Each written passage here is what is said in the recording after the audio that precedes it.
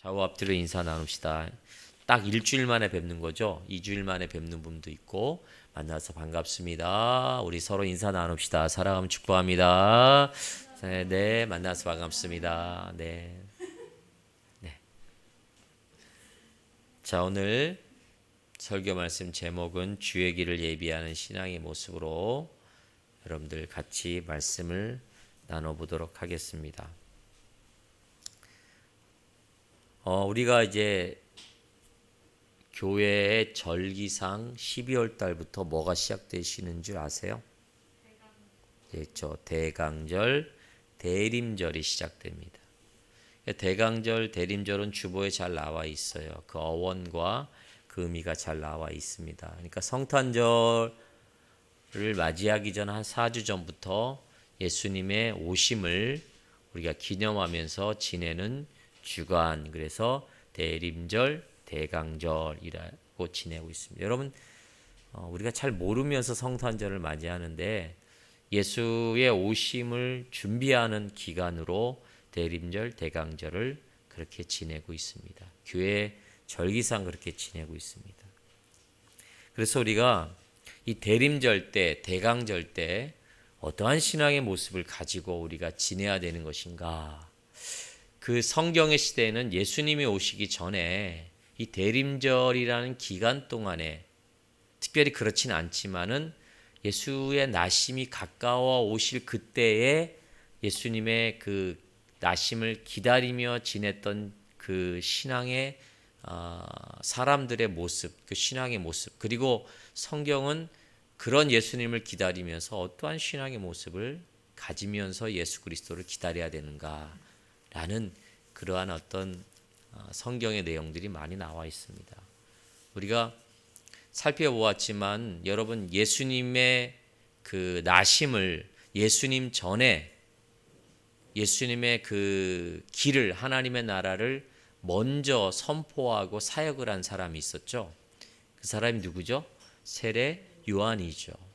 그러니까 세례 요한도 예수 그리스도의 오심, 그리고 예수 그리스도와 함께 하심, 예수 그리스도 먼저 그 하나님 나라를 선포하면서 우리들에게 주시는 메시지가 있었죠. 그 설교의 말씀에 우리가 한번 다뤘죠. 회개에 합당한 열매를 맺으라라는 것이죠. 그러니까 회개하며 회개만 하지 말고 그에 합당한 열매를 맺으라는 것이죠. 누가복음에만 나와 있는 독특한 그 구체적인 내용인 것입니다. 여러분, 회개에 합당한 열매를 맺으라. 이게 어떻게 보면 대강절을 지내며 예수 그리스도가 오시기 전에 우리가 가져야 될 신앙의 모습이라고 봅니다. 기억하십니까, 여러분? 어떠한 대강절의 신앙의 모습을 우리가 지켜야 되냐? 어떠한 회개의 열매를 맺어야 되냐? 기억하십니까? 한 가지라도 기억하면 전 성공한 거라 여기겠습니다. 여러분들 한 가지 이상 기억하시죠? 네, 시켜보지는 않겠습니다. 네. 자, 오늘은 두 번째로 그 예수님의 오시기 전에 그 신앙의 모습을 성경은 어떻게 얘기하고 있냐면, 그걸 찾기 위해서 여러분 이사야서 40장 3절에서 4절 말씀을 한번 우리가 살펴볼 필요가 있어요. 제가 읽어드릴게요. 외치는 자의 소리여 이르되 너희는 광야에서 여호와의 길을 예비하라. 사막에서 우리 하나님의 대로를 평탄하게 하라. 골짜기마다 도두어지며 산마다 언덕마다 낮아지며 고르지 아니한 곳이 평탄하게 되며 험한 곳이 평지가 될 것이요 여호와의 영광이 나타나고 모든 육체가 그것을 함께 보리라. 이는 여호와의 입이 말씀하셨느니라. 여러분, 예수 그리스도의 나심을 신약 시대에만 적용해서 세례 요한이 그 말씀을 미리 전파한 것이 아니라 구약에서도 예수 그리스도의 나심을 계속 증거했어요. 원래 보면 구약은 뭐죠? 신약의 예수 그리스도가 나심에 대한 부분들을 계속 예언한 부분이란 말이죠. 그러니까 성경의 창세기로부터 시작해서 포로기 이후에는 어떠한 그 주된 성경의 메시지가 있냐면, 이스라엘 그 나라가 실패한 그 하나님의 나라가 이제는 또 다른 메시아가 오심으로 말미암아 회복하고 완성할 것이다 라는 메시지가 포로기 이후에 그 성경을 다루는 모든 메시지의 중심이 된단 말이죠. 이사야도 마찬가지예요. 예수님께서 메시아가 오실 것이다. 근데 오시기 전에 우리가 해야 될 그 오실 메시아를 맞이하는 신앙의 자세는 무엇이냐? 그것을 가장 잘 드러내는 말씀이 이사야 40장의 말씀이에요. 광야에서 여호와의 길을 예비하라고 그랬습니다.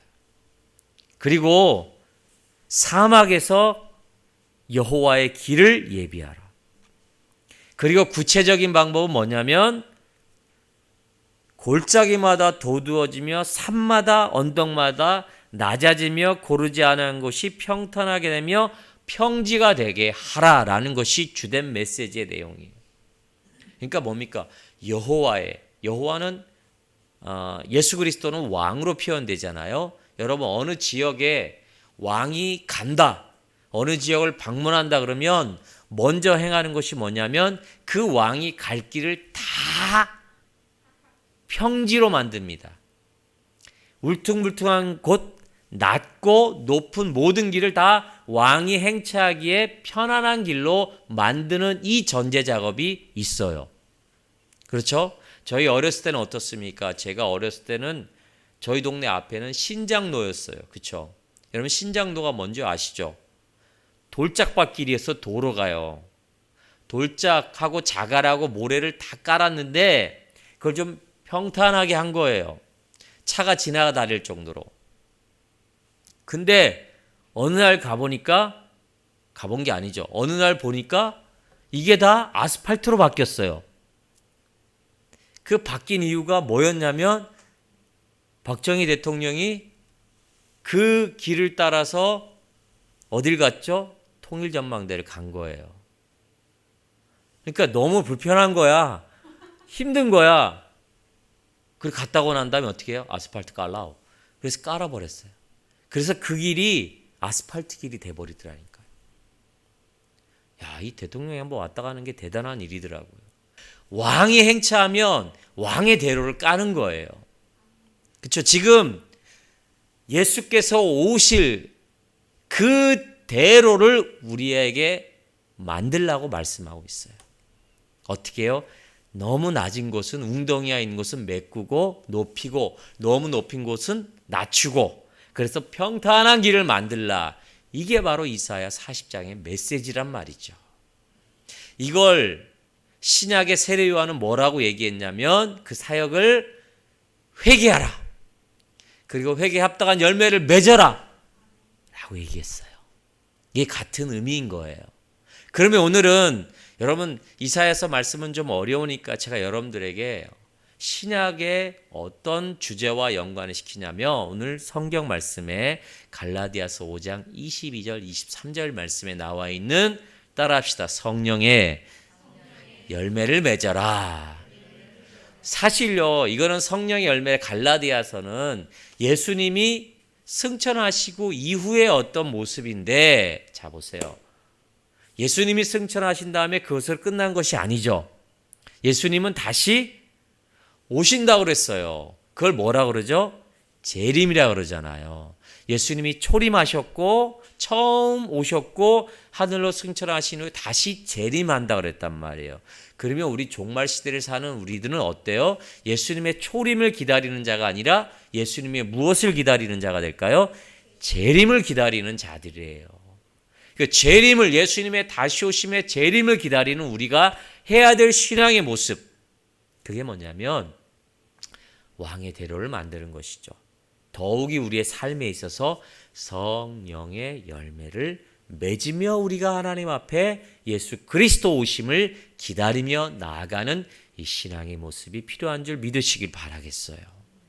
아멘.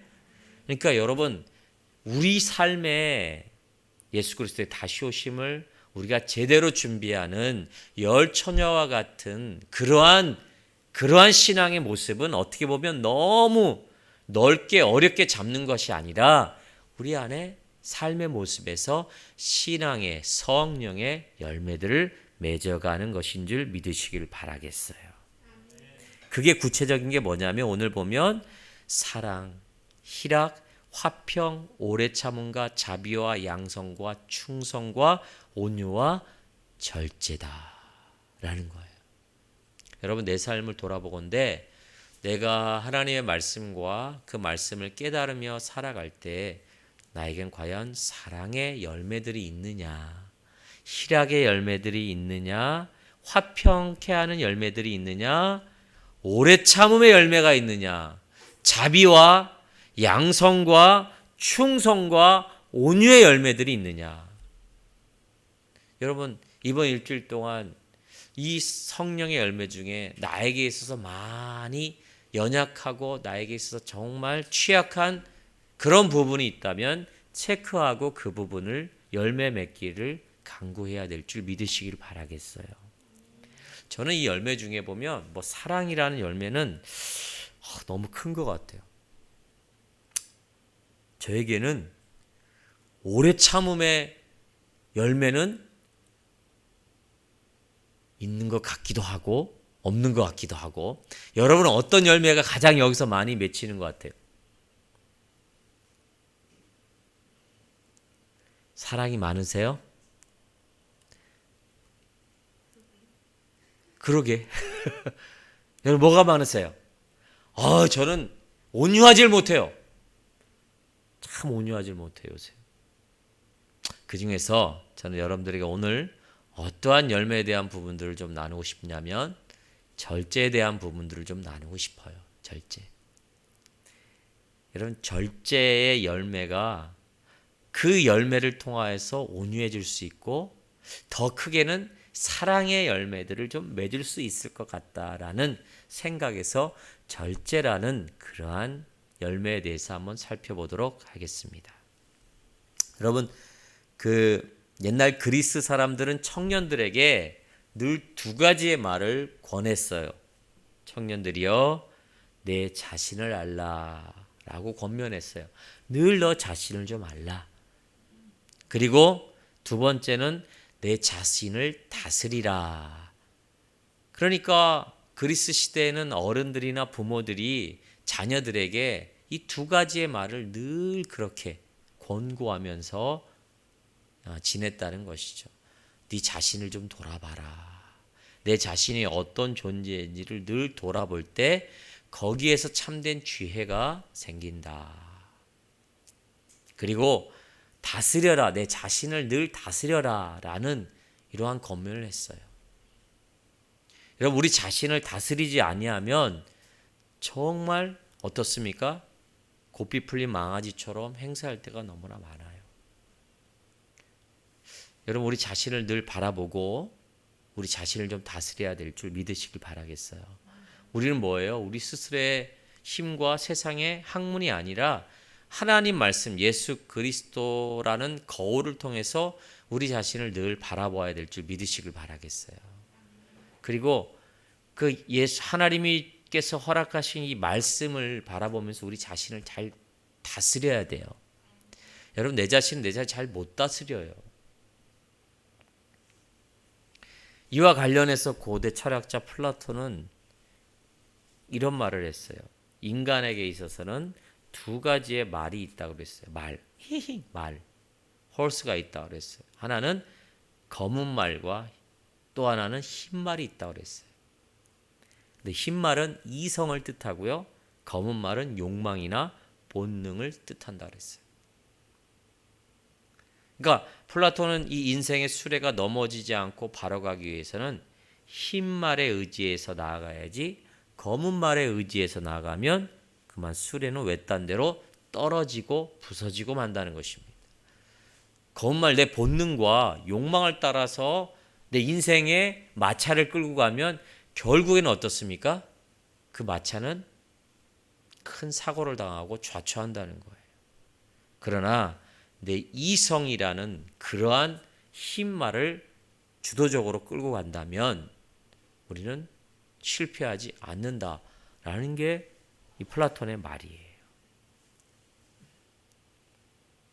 여러분, 우리의 인생을 하나님이 원하시는, 정말 사회가 원하는 그런 온전한 하나님의 사람이 되기 위해, 온전한 선한 사람의, 우리를 지으신 목적대로 살아가기 위해서는 우리는 늘 우리 안에 우리의 본능과 욕망을 쫓아가는 것이 아니라 이성적으로 우리가 판단하며 생각하며 우리 그리스도인으로서는 늘 하나님의 말씀 안에서 우리를 잘 제어하며 더 나아가서는 우리 안에 맺혀야 될 이 사랑과 희락과 화평과 온유와 충성과 절제와 같은 이러한 신앙의 열매들을 맺어갈 때 우리가 온전히 그 안에서 세워가고 회복되어지고 우리의 온전함이 그 안에 나타낼 수 있다는 사실을 기억하시길 바라겠어요. 그러면 왜 우리는 이러한 그 신앙의 성령의 열매를 그렇게 맺어가야 되냐? 그 목적이 있어야 되잖아요. 그렇죠? 목적 없다면 우리가 왜 맺어가야 될 이유를 잘 몰라요. 여러분 목표가 있죠? 여러분들의 목표가 뭐예요? 다 있어요. 공통적인 목표가 뭐가 있을까요? 건강하고 물질의 어려움 없고 자녀들이 행복하고 내 미래가 보장되는 그러한 다 목표를 위해서 오늘도 걸어가는 것이 아니겠습니까? 그런데 이런 목표들과 함께 우리가 생각해야 될 목표가 또 하나 있다는 거예요. 그게 뭐냐면 신앙의 목표가 있어야 돼요. 우리의 신앙생활의 목표가 분명히 있어야 됩니다. 여러분 그냥 한 주일 지나고 내 생활을 하고 교회 와서 예배드리고 그리고 또 사회 나가서 생활 이게 반복되어서 그냥 아무 의미 없이 지내는 것이 우리들의 삶의 목적은 아니란 말이에요. 저와 여러분들을 부르신 하나님의 목적이 있어요. 이것을 인식하지 못할 뿐이지 하나님께서는 택하신 이스라엘과 저와 여러분들을 자녀 삼으시고 그 목적을 두시고 우리를 부르셨다는 얘기예요. 내가 감지하지 못할 뿐이지 하나님 부르신 목적에 따라서 우리가 오늘도 살아가고 그 방향성을 두고 나아가는 것이에요. 그럴 때 우리가 그 목표를 확실히 아는 사람과 그렇지 않은 사람과의 차이는 하늘과 땅 차이입니다. 여러분 우리가 왜 성령의 열매를 맺어가야 되는가? 이 중요한 이유가 있어요. 왜 성령의 열매를 우리가 맺힐 수밖에 없느냐? 그 근본적인 이유를 우리가 좀 살펴봐야 돼요. 첫 번째로는 우리가 썩지 아니할 면류관을 얻기 위함이라고 사도 바울은 얘기하고 있어요. 여러분 우리가 성령의 열매를 맺음으로 말미암아 우리는 썩지 아니할 면류관을 얻기 때문에 우리는 성령의 열매들을 맺어야 된다는 거예요. 이 절제의 온전한 모습이 우리 안에 드러나야 된다는 것입니다. 여러분 달리기 선수나 국대 선수들 보십시오. 그 금메달을 따기 위해서 어떻습니까? 엄청난 노력을 하죠. 훈련을 하죠. 그러면 훈련이라는 건 그 안에 뭐가 포함되어 있냐면 내가 하고 싶은 것, 내가 먹고 싶은 것, 내가 쉬고 싶은 모든 것들을 다 절제하는 그것이 포함된 게 훈련이란 말이에요. 여러분 우리가 절제하지 아니하고 운동선수가 절제하지 아니하고 좋은 결과를 얻을 수가 없어요. 여러분 제가 어제 신문 보니까 이번 수능의 한국사 시험이 너무 황당한 시험이 많이 나왔다고 얘기하더라고. 제가 봐도 풀겠어요. 제가 봐도 두 문제는 아싸 가오리. 근데 그거 틀린 사람 있더라고. 누가 틀렸을까? 내가 가만히 생각해 보니까 이 정도의 문제는 이건 트릭이다. 뭔가 트릭이 있어. 이렇게 쉬운 문제가 나올 수가 없다라는 거예요. 그래서 누구나 생각하는 답을 안 쓸 수 있을 거라 생각해요. 저 같은 유형이 그렇거든요. 저는 문제가 나오면 너무 쉬운 문제를 그대로 받아들이지 못하고 어떻습니까? 이건 꼰 거야, 잘못된 거야 하고 다른 답을 요구해요. 그래서 많이 떨어졌어요. 근데 중요한 건 뭐냐면 그 문제를 풀고 나온 학생의 한 인터뷰가 좀 제 생각을 좀 내리를 때렸어요. 내가 이런 문제를 풀기 위해서 그렇게 밤잠 못 자고 그렇게 내 자신을 절제하며 이렇게 공부했는가? 이 공허함이 왔다는 거예요.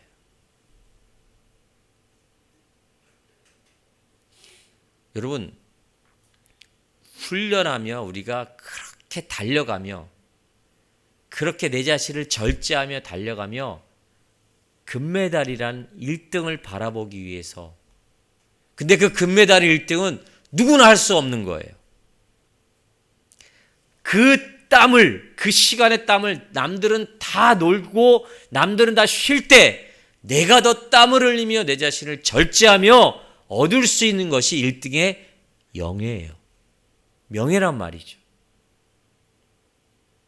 절제하지 않냐고는 할 수가 없다.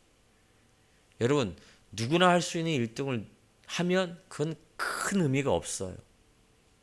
우리가 왜 하나님 앞에 이렇게 절제라는 신앙의 어려움들, 정말 어렵지 않습니까? 여러분, 복음을 위해서 내가 예수 믿는다는 것 하나 때문에 여러분 지금 집에서 쉬고 싶죠? 그렇지 않습니까?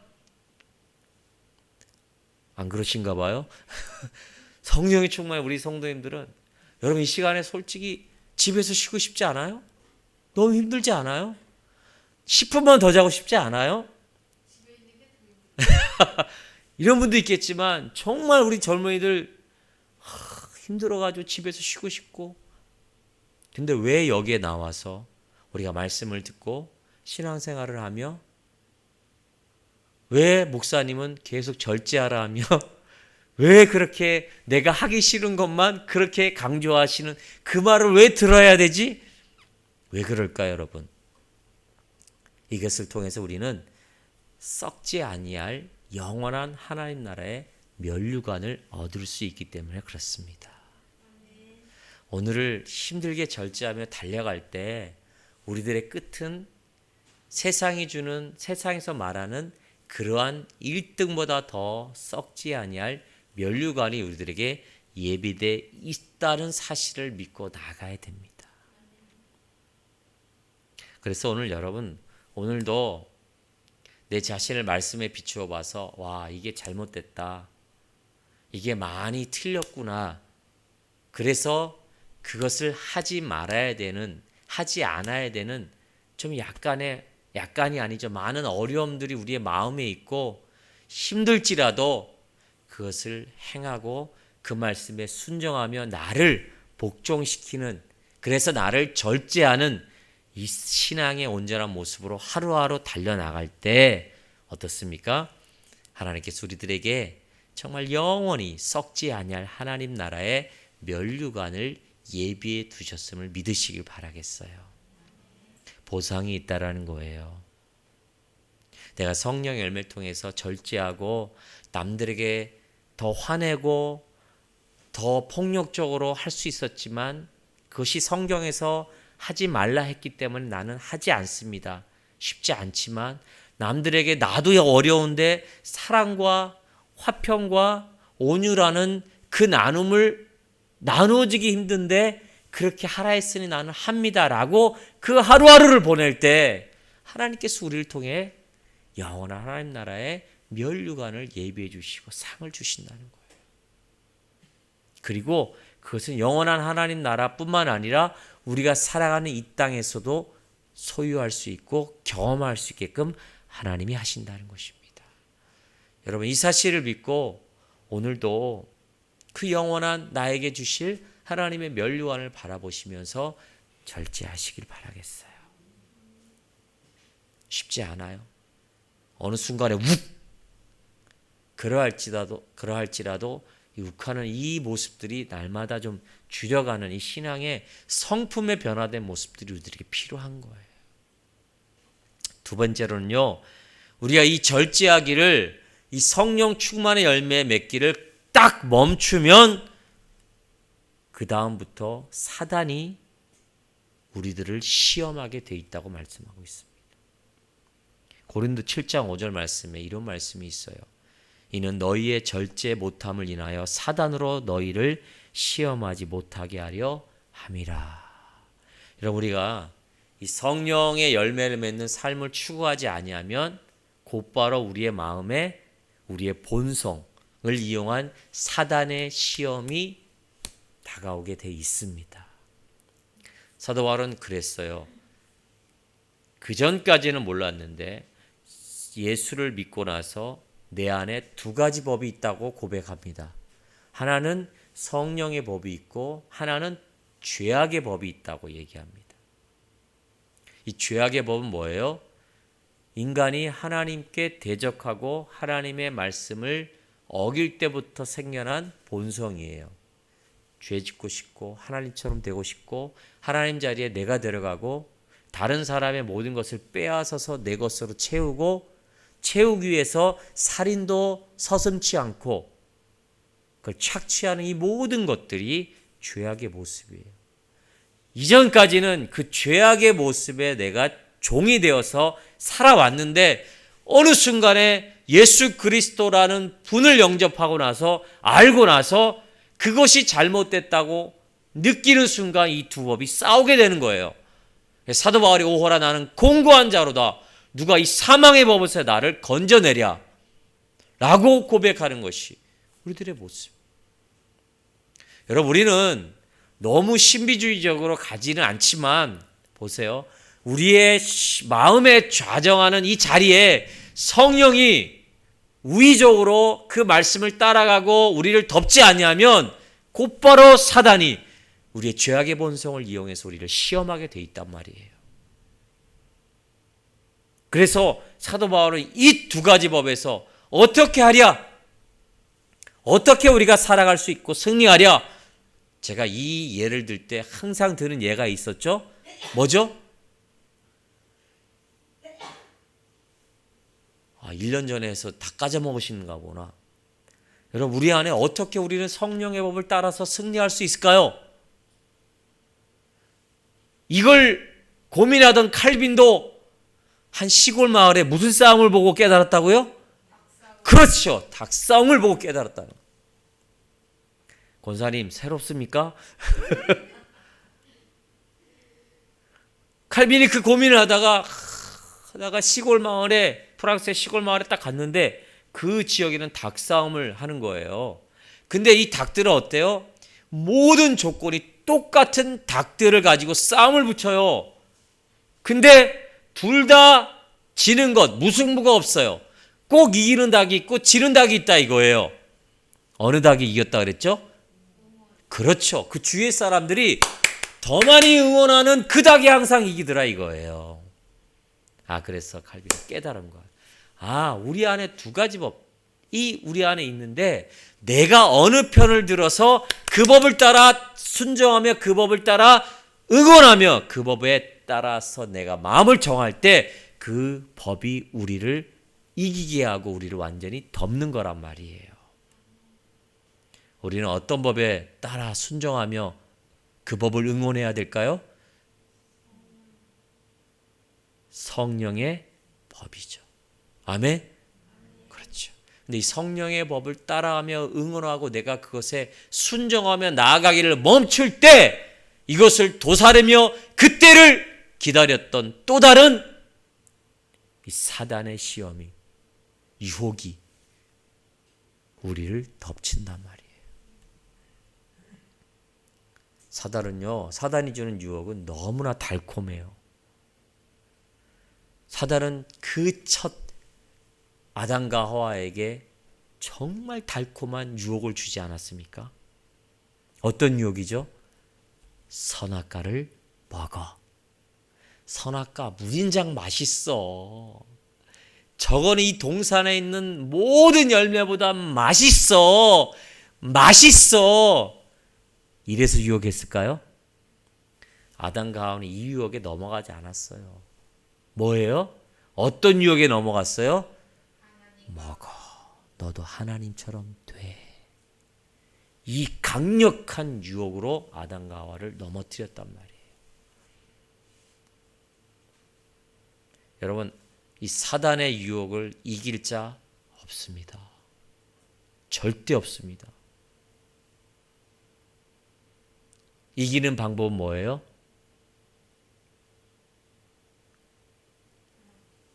도망가야 돼요. 좀 비굴한 방법이 도망간다고 표현하시는데 그게 아니라 또 다른 내가 나를 더 유혹하고 나를 더 기쁘게 하는 이 성령의 법을 따라 살아갈 때 자연적으로 악한 것들, 사단의 유혹을 물리칠 수 있다는 것이 이게 성경의 법칙입니다. 여러분 자꾸만 내가 이기려고 하지 마세요.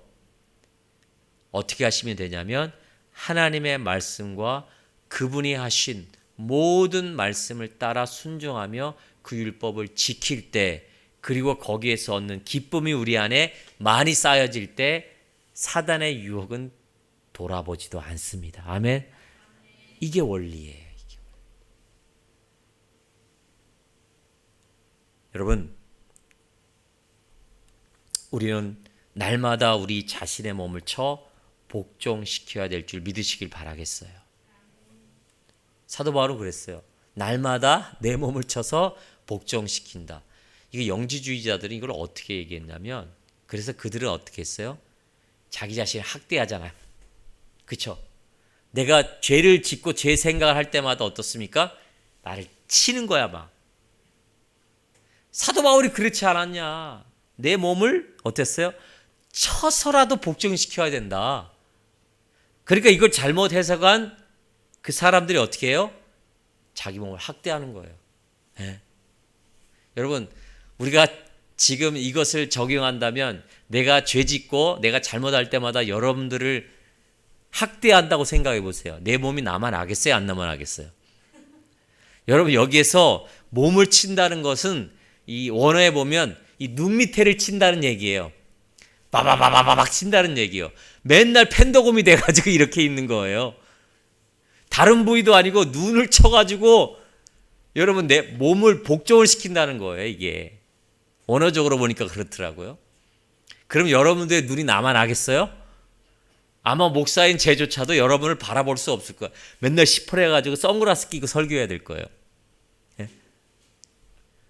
이 말이 아니에요. 이건 뭐냐면 두 가지 해석이 있는 데는 로마서 6장 13절의 말씀과 같은 의미로 계속적으로 우리의 육체적인 본성의 모습과 본성적인 죄의 모습을 말씀으로 훈련하여 하나님이 쓰시는 의의 병기로 드리라란 얘기예요. 이 말은. 그러니까 여러분, 나를 자꾸만 내 몸을 쳐가지고 뭘 한다는 얘기가 아니라 말씀으로 계속 훈련해서 내 몸을 어떻게 해요? 하나님이 쓰시는 정말 하나님의 도구로 사용되는 좋은 그릇으로 내어드리라라는 의미예요. 몸을 치라는 얘기가 아니에요. 치면 우리는 나만 하지 않아요. 벌써 우리의 생명은 끝났어요. 여러분, 훈련하셔야 됩니다. 아멘. 우리는요, 하루아침에 예수 믿는다고 다 깨끗해질 수가 없어요. 아직도 우리의 본성이 남아있거든요. 우리에게 중요한 건 뭐예요? 이제 성령이 우리와 함께 하심으로 스승되셔서 우리가 어떤 죄 지을 생각, 나쁜 말, 나쁜 행동을 할 때마다 성령이 브레이크를 거시는 거예요. 우리의 마음을 통해서 어떻습니까? 그것은 아니다! 라고 강력하게 우리들에게 인도하시고 가르쳐 주셔요. 그럼 어떻습니까? 우리는 그것에 따라 순종하며 그것을 따라 훈련하며 하나하나 변해가는 이 신앙의 모습이 우리들에게 있을 때 우리가 어떻습니까? 하나님 앞에 의의 병기로, 하나님이 쓰신 병기로 바꿔드릴 수 있다는 거예요. 할렐루야. 여러분, 이 모습으로 날마다 우리가 나아가야 되는 줄 믿으시길 바라겠어요. 이 삶이 없다면 우리 삶에는요, 예수님의 다시 오심에 그 재림의 때를 기다리는 신앙의 온전한 모습이 될 수 없기 때문에 그렇습니다.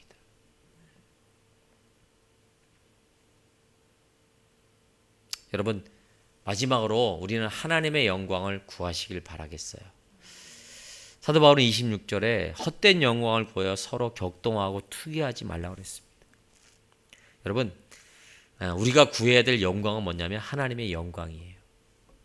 근데 우리 신앙생활도 자꾸만 내 영광을 구하려고 하는 모습이 우리 신앙 모습에 너무나 많습니다. 아니에요. 우리가 구하고 최종적으로 목표해야 될 것은 하나님만 높이는 이 신앙의 모습이 필요해요. 그러기 위해서는 여러분, 이 썩어질 세상의 것들, 이원론적으로 바라보지 않겠지만 이 세상이 주는 유혹과 즐거움 이런 것들은 한계가 있음을 우리는 기억해야 돼요. 그것은 한때는 좋지만 우리들에게 영원한 즐거움을 줄 수가 없어요. 그렇기 때문에 하나님 안에서 주어지는 기쁨과 평강이 우리 안에 넘치기를 원하는, 넘치기를 경험하는 이 신앙의 모습을 추구하며 살아갈 때 우리는 하나님께 영광을 돌릴 수 있다는 것입니다. 사람의 제일 되는 목적이 뭐냐면, 지으신 바 된 목적이 뭐냐면 하나님께 영광을 돌리는 거예요.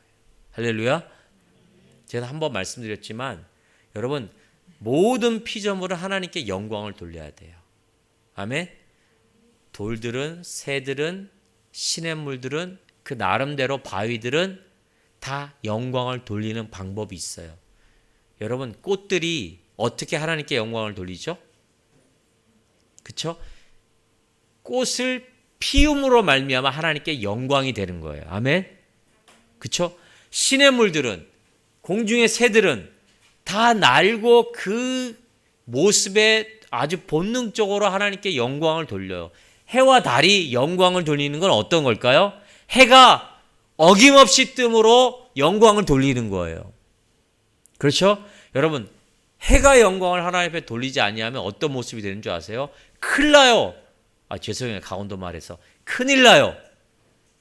해가 안 뜬다고, 하루라도 안 뜬다고 생각해서 여러분 어떻게 돼요?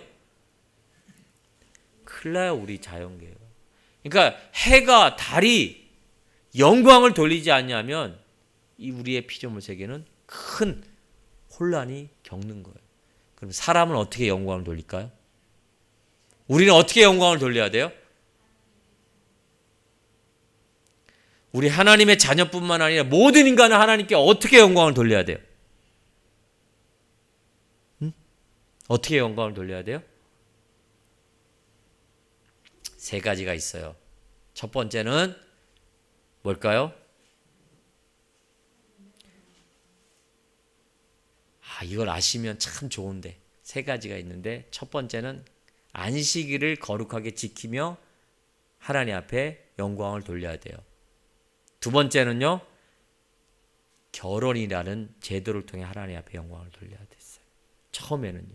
세 번째는 뭐예요?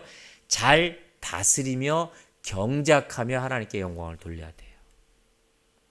다시 한번 말씀드려요. 창세기로 시작되는 하나님 앞에 영광 돌리는 삶은 뭐였냐면, 첫 번째로는 하나님이 6일 동안 창조하시고 7일은 어떻게 되셨죠? 쉬셨어요. 그날은 다른 날보다 더욱 복된 날이었어요. 이 복된 날의 개념은 뭐예요? 하나님과 교제하며 살아야 돼요. 그러니까 우리 인간의 모든 사람들은 7일 날에는 쉬어야 돼요. 쉬는 것뿐만 아니라 그 쉼을 통해 하나님과 교제해야 된단 말이에요. 근데 이 세상은 그렇습니까, 여러분? 교제합니까, 여러분? 안 해요. 벌써 하나님께 영광 돌리지 않는 거예요.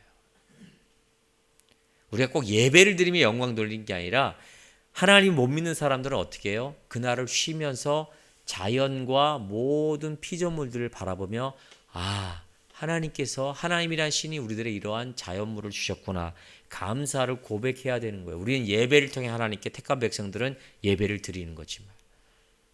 두 번째는 뭐예요? 결혼. 남자와 여자가 둘이 하나가 되어 어떻게 됩니까? 온전해지더라 라고 얘기했어요. 여러분, 결혼하셔야 돼요. 하나님께 영광 돌리는 거예요. 둘이 있으면 온전해지지 않는데요. 둘이 하나가 되어야 온전해진대요. 제가 며칠 전에 뉴스를 봤더니 유럽 어디에서는 인형 아이돌하고 몇 년간 교제를 하고 사귀다가 결혼식을 올렸는데 그게 합법적으로 승인이 났대요. 그게 온전해지는 겁니까, 여러분? 아니에요. 우리는 남자와 여자가 서로 결혼하여서 하나가 될 때 하나님 앞에 영광을 돌리는 거예요. 이게 뭐예요? 가정을 이루라는 거예요. 세 번째는 뭐죠? 우리는 잘 이 땅을 다스리며 경작하며 보존하며 살아갈 때 하나님께 영광을 드리는 거예요.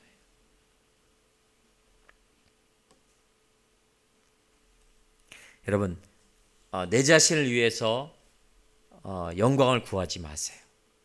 이런 세 가지를 행하면서 내 삶에 하나님을 위해서 하나님이 기뻐하시는 영광의 모습을 돌리시길 바라겠어요. 그래서 우리 청년들 지금부터 기도하셔요. 기도하셔야 돼요. 동국선생님, 아름선생님 만날 때 기도했어요, 안 했어요? 안 했나 보네. 이런 아내, 이렇게 생긴 아내, 이런 성격 기도했어요? 내 자녀를 위해서는 기도했죠. 이런 자녀 되게 하소서. 지금 기도 엄청나게 많이 할 거예요. 기도한 대로 태어나요. 너무 신비적이나? 하나님이 기도한 대로, 제 큰딸 보세요. 다 기도한 대로 태어났는데 피부 색깔만은 기도 안 했어요. 근데 애가 태어났는데 시커매요. 예. 그리고 두 번째는 열심히 기도해. 피부 하얗잖아요. 얼굴만 하얘요. 예. 너무 감사해요. 이게 하나님 이런 것도 들어주시는. 그 뱃속의 태아를 위해서 기도하고 내 자녀와 내 배우자를 위해서 여러분 기도하시길 바라겠어요. 그래서 그 가정을 이루고 그 안에서 하나님의 온전하심을 발견하는, 그게 바로 여러분들 가정 안에서 하나님께 영광 돌리는 거예요. 아멘? 저같이 되시면 안 돼요. 기도 많이 했어요, 저도요. 그래서 우리 하여튼 3호를 얻었잖아요. 네. 헛된 기도하면 안 되더라고요. 자, 여러분, 우리가 하나님 앞에서 이 세상이 구하는 이 헛된 영광의 모습의 결말들이 어떤 것인지를 철저하게 우리가 발견하고요. 그리고 하나님께만 영광 돌리는 이 삶이 우리에게 참된 가치가 있고 좋은, 정말 행복한 그러한 삶의 모습이다 라는 것을 깨닫는 신앙의 경험이 우리들에게 필요한 것입니다. 이런 세 가지를 여러분 하나님 앞에 목적을 가지고 우리가 오늘 하루 이 성령의 열매, 특별히 절제의 열매들을 바라보며 나아가시길 부탁드리겠습니다. 그래야 여러분들이 구별된 자로서 하나님 앞에 온전한 그리스도인의 삶이 되고 온전한 우리의 삶 가운데 다른 이들에게 진리요, 빛이요, 생명이신 예수 그리스도를 전할 수 있다는 것입니다. 저는 이러한 모습으로 예수님의 다시 오실 그날까지 여러분들의 하나님 앞에 온전한 삶의 모습을 영위하시길 바라겠어요. 용서 못할 자가 있습니까? 정말 감당 못할 그러한 상황이 있습니까? 그러한 모습 가운데서도 하나님께서 나를 붙잡고 계시고 나를 통하여서 성령의 열매를, 그중에 절제의 열매를 원하시고 있다는 사실을 여러분 기억하시고, 순간 내 삶의 현장에서 어떤 상황에 있어서 무엇을 판단하고 말을 하기 전에 먼저 생각했으면 좋겠어요. 나는 그리스도인이다. 나 하나님의 자녀다. 교회를 출석하는 사람이다. 그렇다면 달라야 되겠다 라는 생각을 먼저 하시고 한 번, 두 번, 세 번 참으시고 절제하시길 바라겠어요. 그럴 때 우리 안에 사랑의 열매와 온유와 양성과 충성과 이러한 열매들이 같이 주렁주렁 맺히고 정말 하나님의 자녀다운 아름다운 선한 영향력을 미치는 하나님의 사람이 될 수 있다는 사실을 기억했으면 좋겠어요. 이 모습으로 여러분 이 코로나 시대, 어려운 시대 그렇게 승리하시길 예수 이름으로 부탁드리겠습니다. 그 모습으로 여러분들이 속해 있는 가정과 영역 가운데 하나님의 나라를 확장시키는 귀한 모습의 성도님들 되시길 예수 이름으로 축원드립니다. 기도하겠습니다. 하나님 감사합니다.